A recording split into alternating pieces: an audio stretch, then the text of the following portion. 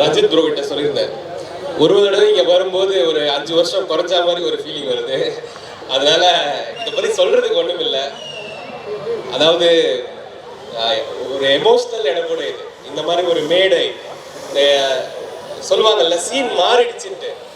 TN Krishna சொன்ன மாதிரி இப்போ சீன் மாறிடுச்சு, மார்க்கெட்டோட சீனே மாறிடுச்சு. அது எவ்வளோ சந்தோஷமான விஷயம்னா, இப்போ நான் வந்து அரசியல் இருக்கேன்.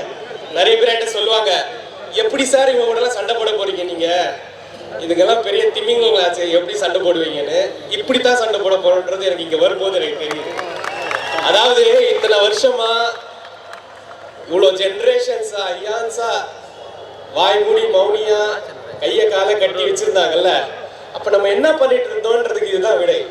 அப்ப நம்ம ரெடி பண்ணிட்டு இருந்தோம் நம்மள. ஆக்சுவலா இந்த இசை, இந்த கொண்டாட்டம் இருக்குல்ல, இது வேற யாருக்கிட்டையும் வராது, நம்ம கிட்ட தான் இருக்கும்.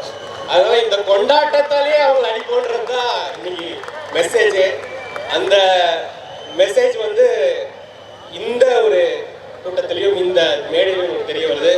இது முழு கிரெடிட்டும் ரஞ்சித் மட்டும். இதை விஷுவலைஸ் பண்ற நாங்கள் நிறைய பேர் விஷுவலைஸ் பண்ணியிருப்போம். ஆனால் இதை வந்து இன்னைக்கு செயல்முறையில் கொண்டு வந்து இவ்வளோ பேருக்கு ஒரு பிளாட்ஃபார்ம் கொடுத்தது. இன்னைக்கு மதியானம்லாம் பார்த்தேன், இந்த தம்பி நம்ம அண்ணல் அம்பேத்கரோட மெத்தட் சொல்லுவாங்க, எஜுகேட், அஜிடேட், ஆர்கனைஸ். கல்வி, கிளர்ச்சி, ஏற்பாடு.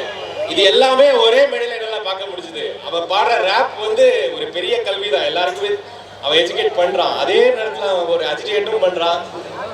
இன்னைக்கு இப்போ இந்த பர்ஃபார்மன்ஸை பார்க்கும்பொழுது எவ்வளோ அழகா அவங்க கூட ஆர்கனைஸ். அதனால இது எல்லாமே அண்ணல் அம்பேத்கருடைய ஒரு மெசேஜ் இந்த மேடையில் என்னால் பார்க்க முடியுது.